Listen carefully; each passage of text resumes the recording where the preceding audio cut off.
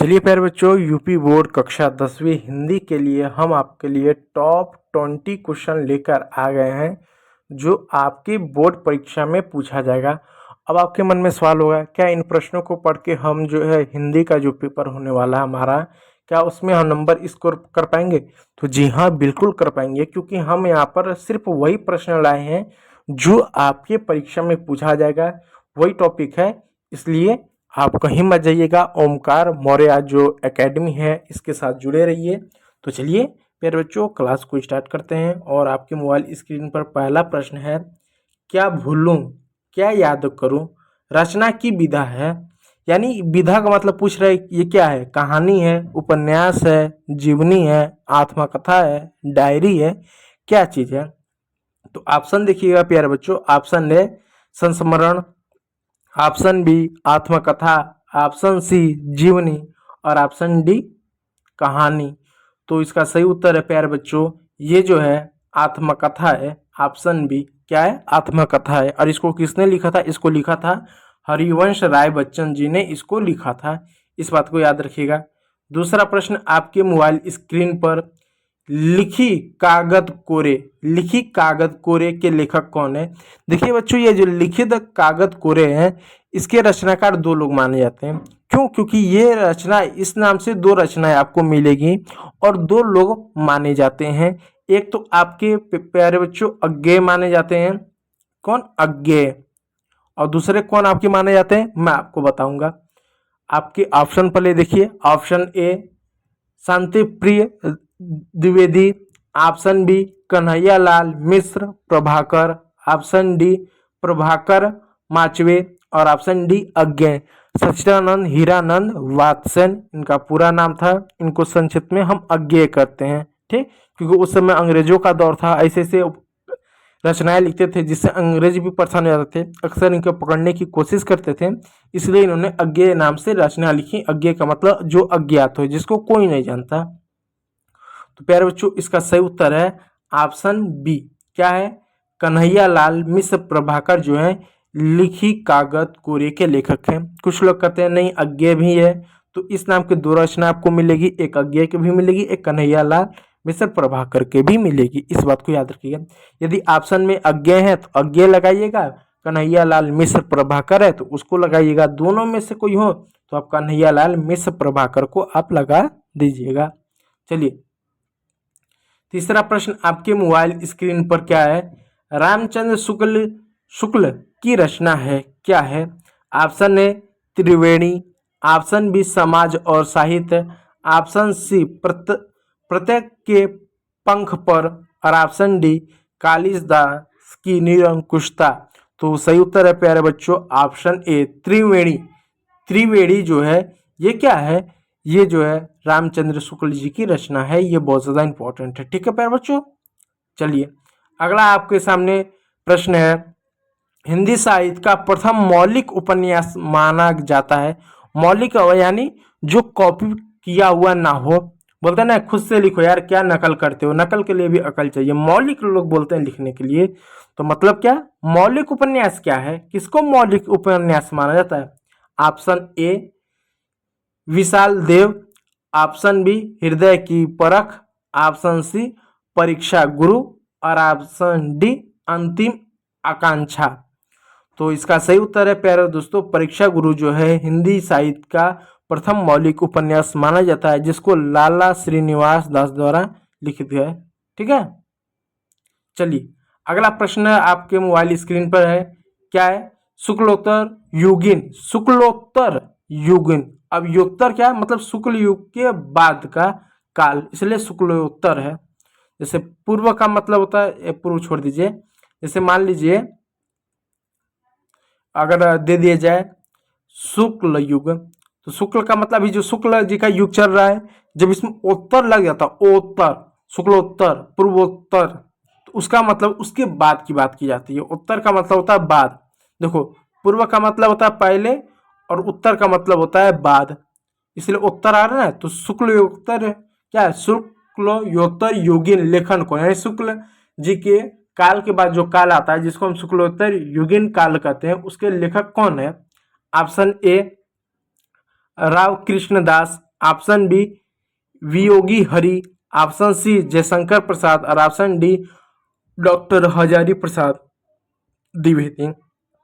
तो सही उत्तर है डॉक्टर हजारी प्रसाद द्विवेदी जो हैं ये शुक्लोत्तर युगीन के लेखक हैं। अगला है रीतिबद्ध काव्यधारा के कवि है, यानी रीतिबद्ध काव्यधारा के कवि है। Option A Bodha, option B Ghananand, option C Matiram, option D Bihari. तो सही उत्तर है प्यारे बच्चों मतीराम जो है रीतिबद्ध काव्यधारा के कवि हैं।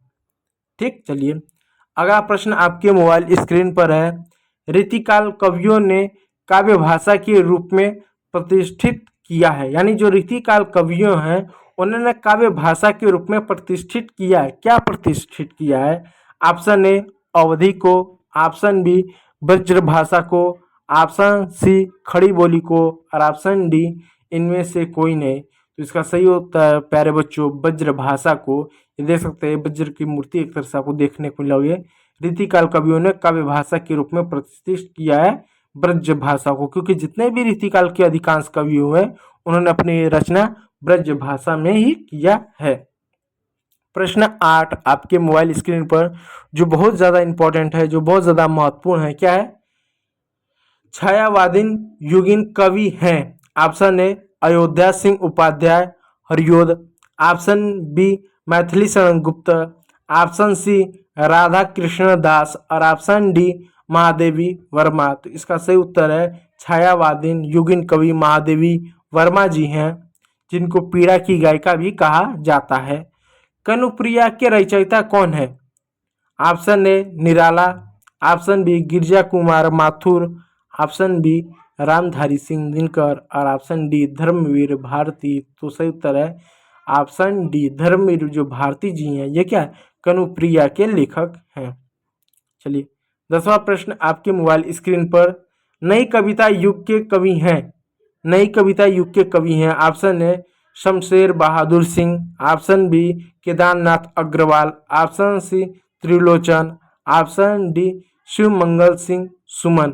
तो प्यारे बच्चों इसका सही उत्तर है शिव मंगल सिंह जो सुमन है ये शमशेर बहादुर सिंह जो जी हैं, ये शमशेर बहादुर सिंह जी हो ये नई कविता युग के कवि हैं, नई कविता युग के। ठीक है, जो 1953 के बाद कहीं ना कहीं ये प्रारंभ होती है, उसके बाद की कविता को नई कविता युग कहते हैं। ठीक है, चलिए हास्य रस का स्थायी भाव क्या है? शोक, हास्य, रीति, इनमें से कोई नहीं। तो हास्य है, हास्य रस का स्थायी भाव क्या है? हास्य है। ऑप्शन बी सही उत्तर है। चलिए अगला प्रश्न क्या है?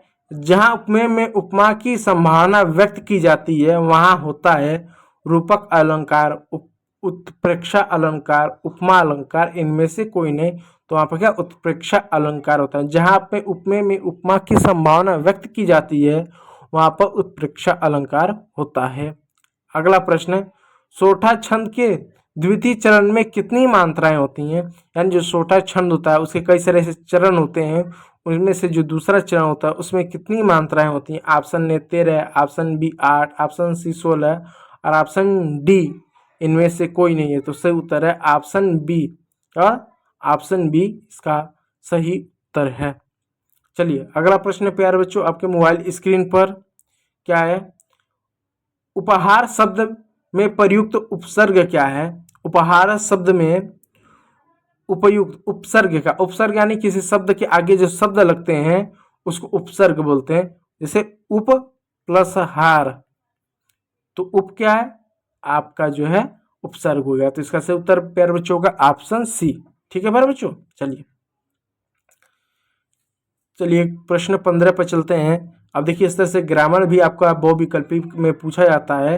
ठीक है, त्रिभुवन में समास है तत्पुरुष, द्विंग पुरुष, कर्मधारक पुरुष, इनमें से कोई नहीं।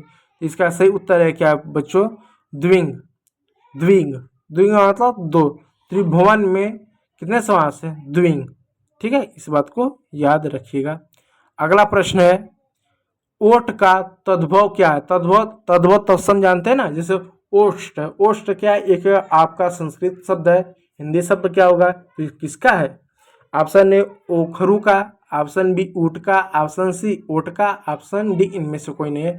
तो ओठ का ओषट शब्द है, ओषट शब्द है। ओषट शब्द क्या है? संस्कृत का है, जिसका मतलब होता है ओठ। ओठ होता है, होठ नहीं, ओठ, अ होता है, ह नहीं।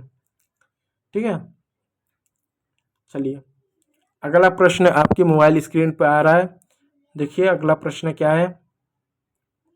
चलिए 17वां प्रश्न की ओर चलते हैं। युषद्मत शब्द से सप्तमी एक वचन का रूप है।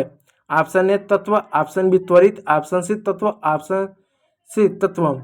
यानी त आधा त व त से होता है ऑप्शन सी तत्व। क्या है? तत्व। ये होगा आपका, सॉरी इसका त्वरित होगा प्यारे बच्चों। युष्मद शब्द से सप्तमी एक वचन का रूप होगा त्वयी। क्या? त्वयी। क्या बात? त्वयी होगा, इस बात को याद रखिएगा, त्वयी होगा। ठीक है प्यारे बच्चों, चलिए अगला प्रश्न है। अर्थ के आधार पर वाक्य के भेद हैं। अर्थ के आधार पर वाक्य के कितने भेद होते हैं? Option A 8, option B 7, option C 6, option D 4। तो सही उत्तर है ऑप्शन ए 8 होता है। ठीक, चलिए अगला प्रश्न है। छात्र विद्यालय में खेलते हैं, कृतवाचक वाक्य का कर्मवाचक वाक्य होगा। इसका सही उत्तर बताइए। ऑप्शन आपके, छात्र विद्यालय में खेलते हैं, छात्रों द्वारा विद्यालय में खेला जाता है, और जो है छात्रों विद्यालय में खेलते हैं, और ऑप्शन डी इनमें से कोई नहीं। इसका सही उत्तर है ऑप्शन डी इनमें से कोई नहीं। ठीक, चलिए अगला प्रश्न आपके मोबाइल स्क्रीन पर। वे अविकारी शब्द जिनमें पुरुष लिंग वचन कारक आदि के कारण परिवर्तन नहीं होता है, उन्हें क्या कहा जाता है? संज्ञा पद, सर्वनाम पद, अव्यय पद, इनमें से कोई नहीं। तो इसका सही उत्तर है ऑप्शन सी। क्या होता है? अव्यय पद, यानी इनको अव्यय पद कहा जाता है। इस बात को याद रखिएगा। तो ये रहे आपके 20 ऐसे बहुविकल्पी प्रश्नोत्तर जो यूपी बोर्ड कक्षा 10वीं में आने की संभावना थी। इनको हमने पूरा करा दिया। तो उम्मीद करूंगा वीडियो अच्छा लगा। यदि अच्छा लगा तो लाइक जरूर कीजिए, चैनल पर तो सब्सक्राइब जरूर कर लीजिएगा। वीडियो को देखने के लिए बहुत बहुत धन्यवाद।